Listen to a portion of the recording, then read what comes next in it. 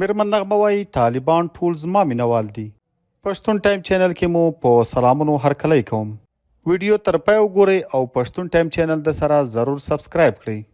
له بي بي سي سره په مرکه کې میرمن نغمې طالبانو ته ویلي دي چې په افغانستان کې نجونو ته ورکړل شوی خدای حق مه ترې اخلئ. له بي بي سي سره په مرکه کې نغمې ویلي چې طالبان یې د سندرو مینوال دي او تمه لري چې غږ به یې واورېدل شي.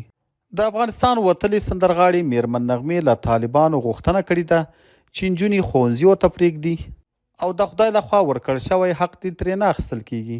ښاپیري نغمې په دې وروستیو کې د افغان نجونو د تړل شویو ښوونځیو په اړه یوه تازه سندره ویل ده او د دغو ښوونځیو پرانیستل یې په یوه داسې سندره کې کړې ده چې بغیر د موسیقي یې ویلې ده او د طالبانو له حکومته یې غوښتي چې د نجونو د زده کړو مخه دې نه نیسي. میرمن نغمه وایي چې دغه سندرې د ویلو یوازینۍ موخه یې دا وه چې د افغانستان اوسني چارواکي باید ژر تر ژره د نجونو ښوونځي پرانیزي. د بي بي سي په سټوډیو کې له عبدالله نظامي سره په خبرو کې میرمن نغمې ویلي دي چې طالبان یې د سندرو مینوال دي، د دې سندرې اوري او تمه ده چې غږ به یې واورېدل شي.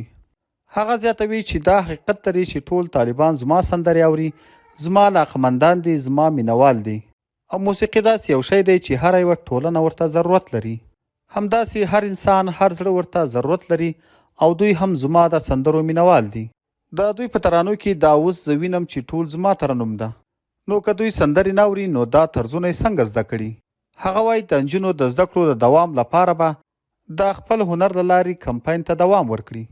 میرمن نغمه وایي د امنیت او ټیکاو په برخه کې د طالبانو هڅې د ستاینې وړ دي، خو پر میرمنو لګول شوي تورونه به افغانه ټولنه شاتګ ته مجبوره کړي.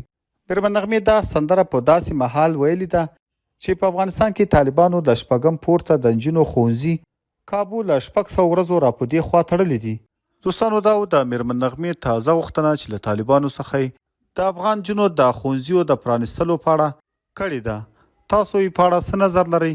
نظر مو را سره په کمنټ کې ضرور شریک کړئ او د نورو داسې تازه او معلوماتي ویډیوګانو دپاره پښتون ټایم چینل همدا اوس سبسکرایب کړئ.